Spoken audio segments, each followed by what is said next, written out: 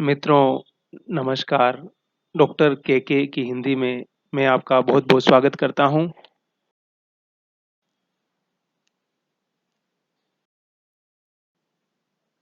हम परीक्षा की तैयारी के साथ-साथ पुस्तकों के बारे में भी कितना बात कर सकते हैं।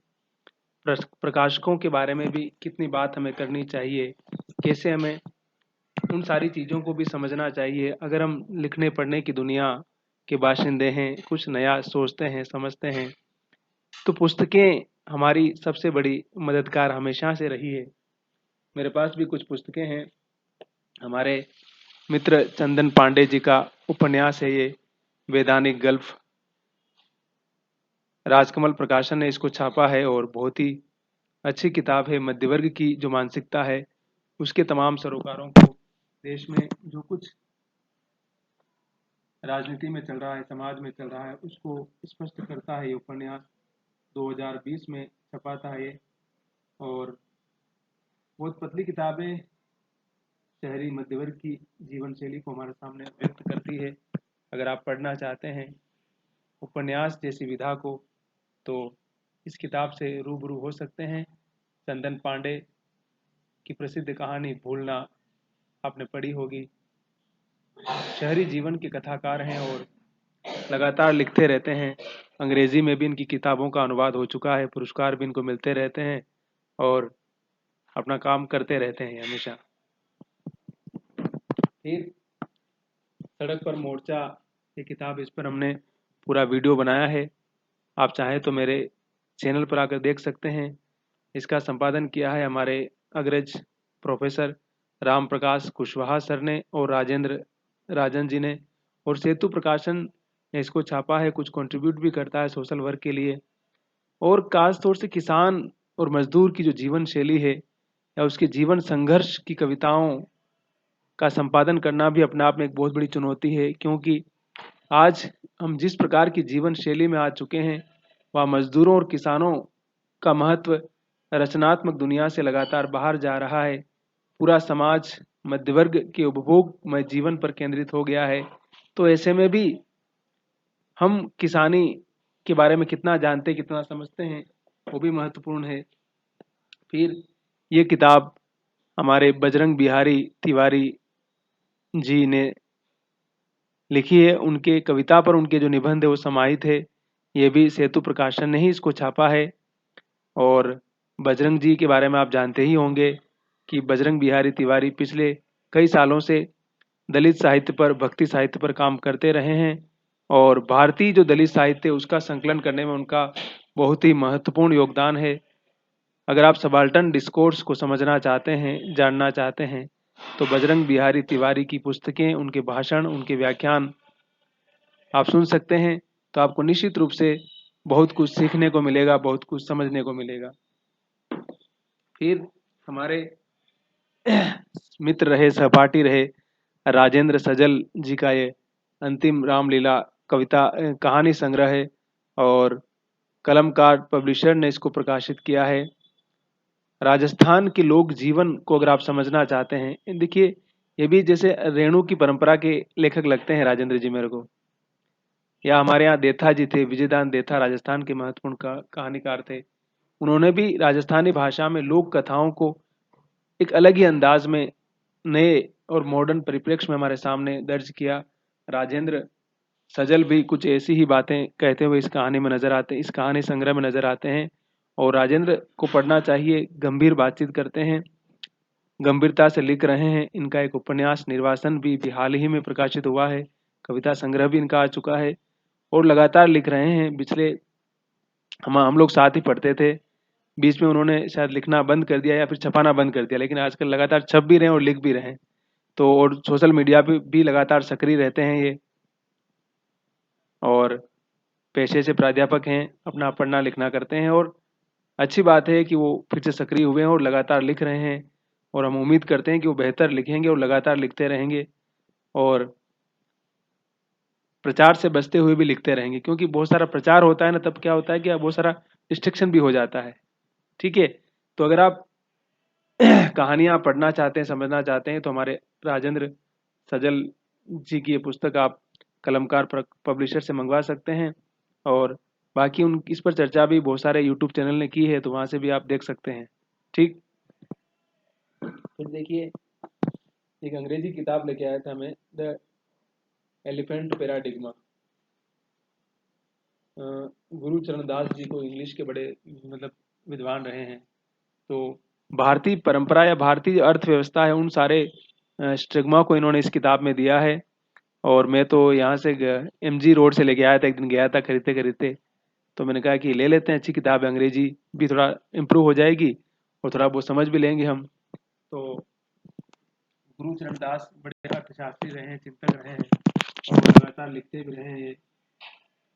और अनटोल्ड डेज लिखा है इन्होंने, दिल्ली में रहते हैं। और देखिए कि अंग्रेजी के लेखकों को तो वैसे भी बहुत सारा पैसा और चीज़ें मिल जाती हैं, लेकिन सबसे ज़्यादा संकट हिंदी के लेखकों के साथ में है। और हिंदी के लेखक समाज से बहुत कटे हुए होने के कारण उनके सामने संकट होते हैं। तो इस प्रकार के तमाम संकट उनके सामने हमेशा रहे हैं, उसकी बात हम कभी नहीं कर रहे हैं। तो देखिए लोक भारती प्रकाशन जो बहुत ही महत्वपूर्ण प्रकाशन है, उसने कन्नड़ कहानियाँ जो है उनको प्रकाशित किया है। और अगर आप कन्नड़ भाषा की कहानियाँ पढ़ना चाहते हैं हिंदी में, तो इस किताब को आप भारती प्रकाशन से देख सकते हैं। तिप्पे स्वामी जी ने इसका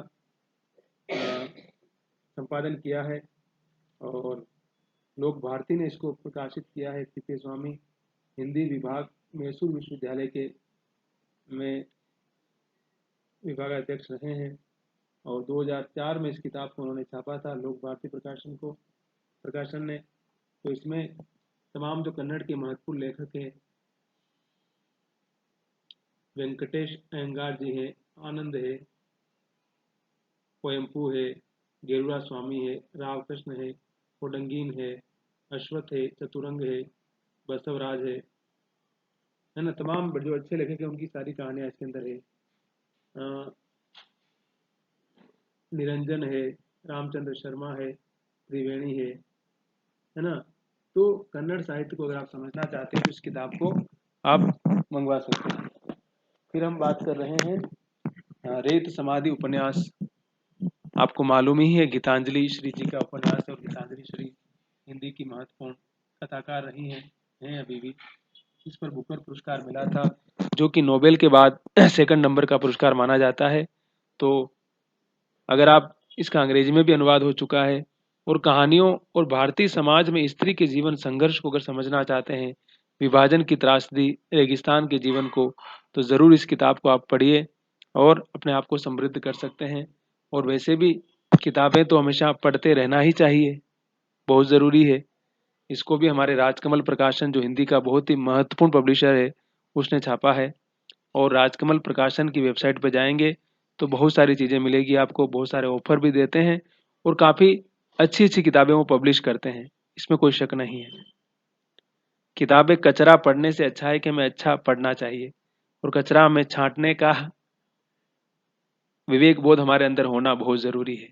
ठीक, फिर हिंदी साहित्य का इतिहास आचार्य रामचंद्र शुक्ल की किताब है, आप जानते ही हैं इसको। तो 1929 में प्रकाशित हुई थी ये और आज भी ये महत्वपूर्ण किताब है। इसको जो हिंदी साहित्य को समझना चाहता है उसको ज़रूर पढ़नी चाहिए, ज़रूर इसके साथ अपने आप को एकाकार करना चाहिए।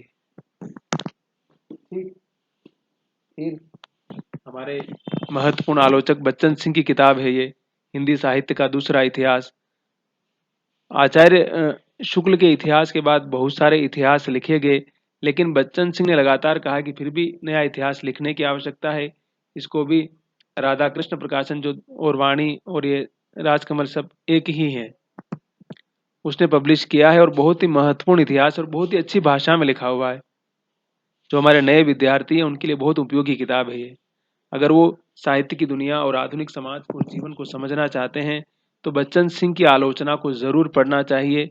बच्चन सिंह बहुत ही महत्वपूर्ण आलोचक हैं और औपनिवेशिक तंत्र में लोकतंत्र के दृष्टिकोण से बड़ी ही सरल भाषा में व्याख्याएं प्रस्तुत करते हैं। ठीक, फिर हिंदी आलोचना की महत्वपूर्ण किताब विश्वनाथ त्रिपाठी जी, हिंदी के बहुत ही महत्वपूर्ण आलोचक हैं, बहुत सीनियर हो चुके हैं, अब तो 94-5 के हो रहे हैं वो, और हजारी प्रसाद द्विवेदी के शिष्य रहे। तुलसी साहित्य पर भी काम किया और कबीर पर भी लिखा उन्होंने। और आलोचना के क्षेत्र में विश्वनाथ त्रिपाठी जी का महत्वपूर्ण स्थान है। सिंपल भाषा में लिखते हैं और सामान्य पाठकों तक, सामान्य विद्यार्थियों तक पहुंचने का लगातार उपक्रम करते हैं। इसलिए त्रिपाठी जी को पढ़ना समझना हमारे लिए बहुत ज़्यादा ज़रूरी है। तो जो लोग यूजीसी नेट की परीक्षा दे रहे हों चाहे, और यूपीएससी आरपीएससी जो भी तैयारी कर रहे हों, उनको भी त्रिपाठी जी की किताबों से, उनके साहित्य से ज़रूर ज़रूर गुजरना चाहिए। ठीक। फिर राग दरबारी उपन्यास आप जानते ही हैं, श्रीलाल शुक्ल जी का 1968 में प्रकाशित हुआ था। इस उपन्यास को जरूर पढ़ना चाहिए हर पाठक को ही। मतलब इतना अच्छा व्यंग्य किया इतनी सरल भाषा में, और उस दौर के समाज को, उस दौर के जीवन को समझने का एक जो सलीका ये देता है, अपने आप में अद्भुत है। ये भी राजकमल प्रकाशन ने इसको छापा है। रंगनाथ के जीवन की दूरदशा दशा, उन सारी चीजों को, मतलब राग दरबारी क्या होता है, संगीत का वो राग भले ही है, लेकिन जो जीवन का जो राग है वो किस दिशा में जा रहा है, उसकी क्या हाल है, उसकी क्या विडंबना है, उसकी क्या पीड़ा है, उसको अगर कोई बता पाया है तो श्रीलाल शुक्ल जी बता पाए हैं। अद्भुत लेखक है। फिर निर्मला आप जानते ही हैं, प्रेमचंद का उपन्यास है और बेमेल विवाह को लेकर बताता है। उस दौर के भारत और उस दौर में स्त्री की क्या दशा थी, उसे कितने सारे कंप्रोमाइज करने होते थे, और कैसे परिवार जैसी संस्था को बनाने के लिए उसने अपना जीवन किस तरह से होम कर दिया। तो निर्मला भी कुछ ऐसा ही करती है, और बड़ा ही संवेदनशील और बड़ा ही सेंसिटिव उपन्यास है। अगर आप समझना चाहते हैं प्रेमचंद को तो जरूर पढ़िए। फिर हमारे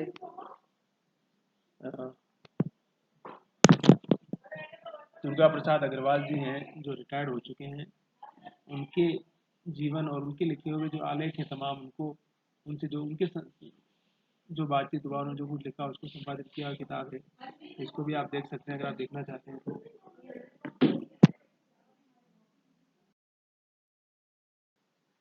फिर आगे हैं, अगर आप प्लेटो, अरस्तु और पाश्चात्य काव्यशास्त्र की पूरी परंपरा को समझना चाहते हैं तो मयूर पेपरबैक्स ने इस किताब को छापा है, और देवेंद्र नाथ शर्मा की किताब है, इसको आप पढ़ सकते हैं। देवेंद्र शर्मा एक अर्थशास्त्री भी हैं, लेकिन ये वो नहीं है, दूसरे हैं ये।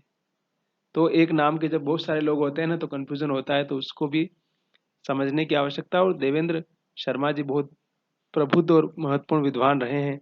और देखिए कि मैंने कहा ना कि विद्वान लोगों को पढ़ना चाहिए, समझना चाहिए, उनसे हमारी दृष्टि और संपन्न होती है। ठीक। फिर ये नाटक तो आप जानते ही हैं, आषाढ़ का एक दिन मोहन राकेश का है, 1958 में आया था ये भी। और इसके बाद किस प्रकार से मोहन राकेश हिंदी साहित्य की दुनिया में, नाटक की दुनिया में एक स्टार बन गए थे उस जमाने में। जितनी लोकप्रियता मोहन राकेश को मिली है अपने जमाने में शायद किसी को नहीं मिली होगी। और नाटक जैसी विधा आप जानते ही हैं कि भारतेंदु ने खुद इसमें अपना काम शुरू किया, तो राजकमल ने इसको प्रकाशित किया है। और नाटक आप पढ़ना चाहें, देखना चाहें तो इसके यूट्यूब पर तमाम चीज़ें उपलब्ध है। मैंने भी इस पर पूरा वीडियो बनाया है इस नाटक को लेकर के। तो आप के की हिंदी पर जाएंगे तो 3 खंड में इसमें 3 अंक है, तीनों अंकों पर मैंने विस्तार से बात की है। मेरा भी देख सकते हैं, बहुत सारे वीडियो हैं, इसका परफॉर्मेंस भी देख सकते हैं। और आधुनिक मनुष्य की विडंबना, प्रेम, उसका अधूरापन, खालीपन, सारी चीज़ों को बताता है नाटक। फिर हमारे बजरंग बिहारी तिवारी जी की किताब है केरल में सामाजिक आंदोलन और दलित साहित्य। मैंने कहा ना कि अगर आपकी दलित साहित्य में रुचि है, सबाल्टन में रुचि है, तो बजरंग बिहारी तिवारी की किताबें देख सकते हैं। ये किताब नवारुण प्रकाशन है, उसने छापा है। आप सर्च करेंगे अमेजन पर मिल जाएगी आराम से। और केरल जहाँ की कम्युनिस्ट सरकार रही है और अभी भी है, और वहाँ की क्या स्थिति थी, क्या है अभी, उस सारे चीज़ों को समझने के लिए किताब बहुत ही महत्वपूर्ण किताब है। ठीक। और बाकी हमारे लूथरा साहब हैं जो पुलिस ऑफिसर हैं दिल्ली पुलिस में, कविताएं भी लिखते हैं। नए ईश्वर, एक नया ईश्वर, उनका कविता संग्रह है, इस पर भी मैंने वीडियो बनाया है। आप चाहें तो मेरे चैनल पर आकर देख सकते हैं। और हर तरह की विधाएं जिनको पढ़ना चाहिए, जिनको जानना चाहिए। और मेरी खुद की संपादित एक किताब है, बहुत ज़्यादा चर्चा में तो नहीं रही है और हमने भी बहुत ज़्यादा इसका प्रचार प्रसार नहीं किया, लेकिन अगर आप चाहें तो अनन्य प्रकाशन से छपी है। और किशन कालजई ने पूरी श्रृंखला का संपादन किया था, उसमें मुझे भी उन्होंने मौका दिया था। साहित्य और लेखक संगठन 22 नंबर की मेरी किताब है। अगर आप विचारधाराओं को समझना चाहते हैं तो इस किताब को ले सकते हैं, पढ़ सकते हैं। हमने तमाम महत्वपूर्ण जो आलोचक हैं उनके आलेख इसमें संपादित किए हैं और आप कहीं न कहीं अपने आप को साहित्य से और गहरे से जोड़ सकते हैं। ठीक है? तो इस तरह से हमने जो महत्वपूर्ण किताबें उनका परिचय आपको दिया और हम आगे भी आपसे इसी तरह से रूबरू होते रहेंगे। आप मेरे साथ बने रहिए और हम मिलते हैं अगले वीडियो में नई चर्चा परिचर्चा के साथ में।